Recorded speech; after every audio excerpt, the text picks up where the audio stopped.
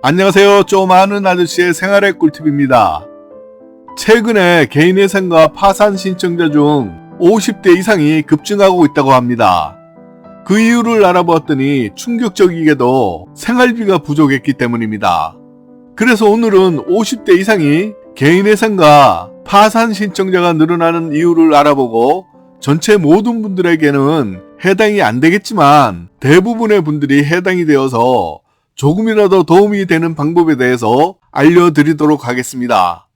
사실 50대는 직장생활에서 최고의 위치에 있으면서도 한편으로는 미래의 노년을 동시에 걱정해야 하는 분들인데요. 일부는 일찍 퇴직을 하더라도 대부분의 분들이 아직까지는 건강에 큰 문제가 없기 때문에 개인 자영업을 하거나 하다못해 일용직이라도 일을 하기 때문에 개인회생이나 파산 신청까지는 잘 하지를 않습니다.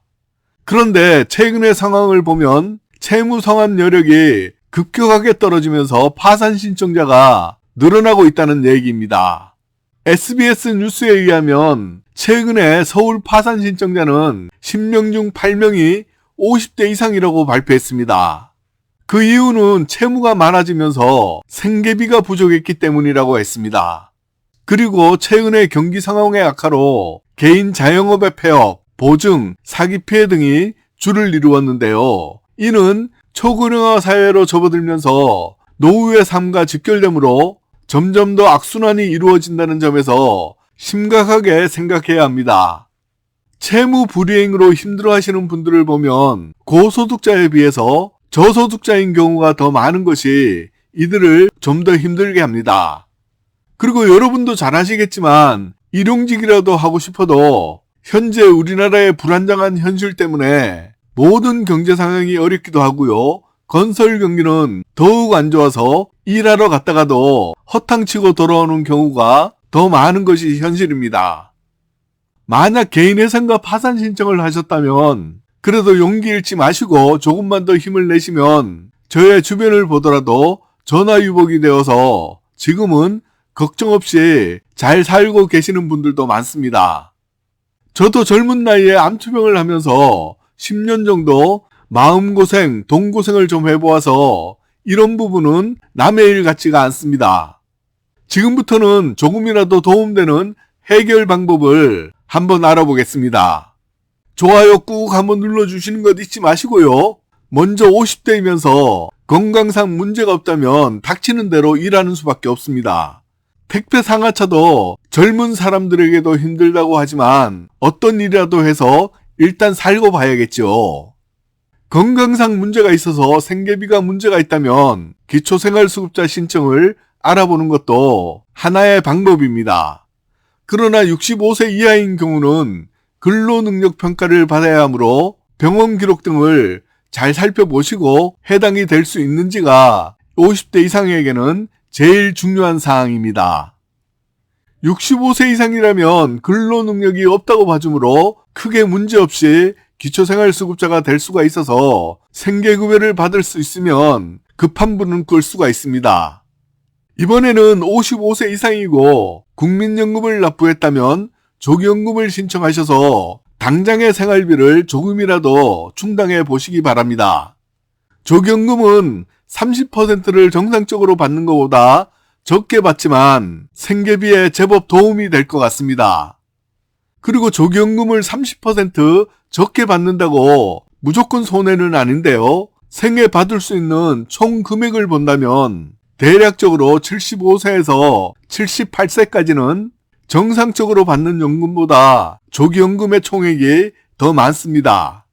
조기연금을 신청할 수 있는 기준은 55세 이상 퇴직자이고요. 사업소득이나 근로소득이 2025년 기준 308만 9,062원 이하이면 국민연금 가입자라면 누구나 신청이 가능합니다. 그리고 조기 수령하는 분들도 추가로 부양가족연금을 신청할 수가 있는데요. 2025년에 배우자는 부양가족연금이 인상되어서 연간 30만 330원을 정액으로 받을 수 있습니다. 자녀 부모는 2025년에는 연간 20만 160원으로 인상된 금액을 받을 수가 있습니다. 만 65세 이상이면서 기초생활수급자에서 탈락되었다면 기초연금을 신청하시면 될 것 같습니다. 2025년 기초연금으로 받을 수 있는 금액은 단독 가구 34만원, 부부 가구 55만원 정도를 받을 수가 있습니다. 좀 더 자세한 사항들은 저의 국민연금, 기초연금과 관련한 영상 참고하시고요. 그리고 반드시 해두셔야 하는 것이 있는데요.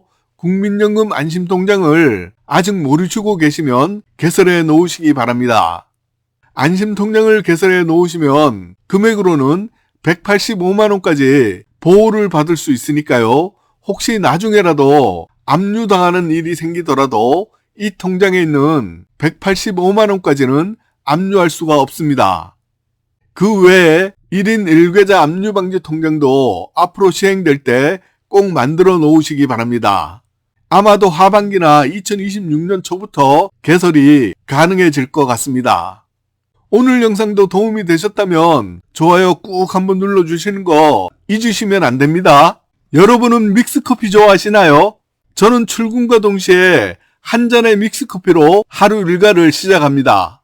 어떤 분들은 믹스커피가 건강에 안 좋다고 아예 마시지를 않는 분들이 계시는데요. 반대로 믹스커피는 절대로 마셔주는 것이 먹어서 안 좋은 것보다도 좋은 점이 훨씬 더 많이 있습니다.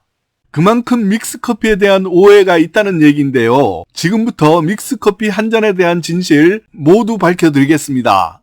우리 채널을 사랑하시는 중장년분들은 오늘 영상 보시고 믹스커피에 대한 오해 푸시고 당 떨어질 때 한 잔씩 즐거운 마음으로 편하게 드시기 바랍니다. 다만 믹스커피 봉지로 휴휘 젓는 행위는 건강을 안 좋게 하는 요인이므로 절대로 하시면 안 됩니다. 사실 편해서 저도 가끔 한 번씩 하기도 합니다. 믹스커피는 커피, 프림, 설탕으로 이루어져 있습니다. 그리고 카페인이 포함됩니다. 사실 믹스커피에 들어있는 카페인은 에스프레소에 들어있는 약 75mg보다 절반 정도인 36mg에서 50mg 정도로 아주 적은 약이 함유되어 있기 때문에 믹스커피 한 잔으로 카페인 걱정은 안 하셔도 될 것 같습니다. 참고로 카페인 1일 권장 섭취량은 일반 성인은 400mg이고요. 임산부는 300mg 이하, 어린이는 체중 1kg당 2.5mg이 권장하는 섭취량입니다. 그러므로 카페인만 보자면 믹스커피를 하루에 9잔 정도 마셔도 아무런 상관이 없습니다. 그리고 저의 주변에서는 믹스커피의 프림이 안 좋다고 안 먹는 사람들이 있는데요. 그것도 오해입니다. 초창기에 믹스커피를 만들 때에는 동물성 유지인 우유로 프림을 만들어서 콜레스테롤에 안 좋은 분들은 마시는 것이 안 좋았습니다. 그러나 요즘 믹스커피에 사용하는 프림은 야자 열매로 만들어진 포화지방산이므로 콜레스테롤은 제로에 가까우니까 아무 걱정할 필요가 없습니다. 오히려 야자 열매가 함유하고 있는 성분 중에는 염증 수치 완화, 다이어트 효과도 있고요. 혈관 건강에도 좋습니다. 그리고 식물성으로 고소하고 부드러운 향과 맛을 내주므로 커피와 어우러져서 맛을 더 좋게 해줍니다. 그리고 주요 성분인 커피는 오히려 암의 예방과 치매 예방에도 좋은 효과가 있다고 합니다. 그 다음으로는 설탕이 문제라고 생각하시는 분들이 계시는데요. 시각차에서 권장하는 하루 설탕 36g에 비해서 커피 믹스 한 봉지에 5g 정도로 적은 양을 사용하므로 크게 걱정은 안 해도 됩니다. 오히려 아주 많은 양만 섭취하지 않는다면 중장년분들에게는 하루 중에 피로와 긴장을 풀어주고 졸릴 때 잠도 달아나게 해주는 좋은 효과가 있습니다. 그리고 당 떨어질 때 먹으면 최고이죠. 열량면에서 한번 볼까요? 쌀밥 한 공기가 100kcal이고요. 우유 한 잔은 200kcal입니다. 그런데 커피 믹스가 대략 50kcal 정도이니까 열량면에서도 그렇게 걱정할 수준이 아니고요. 다이어트 하시는 분들은 하루 한 잔 정도에 만족하시는 것이 좋을 것 같습니다. 이외에 커피 믹스가 좋은 이유는 노화를 늦추고 기분을 좋게 하는 효과도 있고요. 집중력이 떨어지거나 졸릴 때 한 잔 마시는 커피 믹스는 오히려 우리에게 활력을 주기도 합니다. 이것 외에 소화 촉진, 기분 전환, 피로 회복 등의 좋은 점이 훨씬 더 많습니다. 그러나 커피 믹스가 좋다고 하면 또 하루에 너무 많이 마시는 분들이 계실 것 같아서 미리 말씀드리는데요. 믹스 커피는 하루 중 힘들고 졸릴 때 두세 잔 또는 많이 마셔도 세네 잔 정도에 만족하시기를 바랍니다. 오늘 영상도 도움이 되셨다면 좋아요 꾹 한번 눌러주시는 것 잊지 마세요.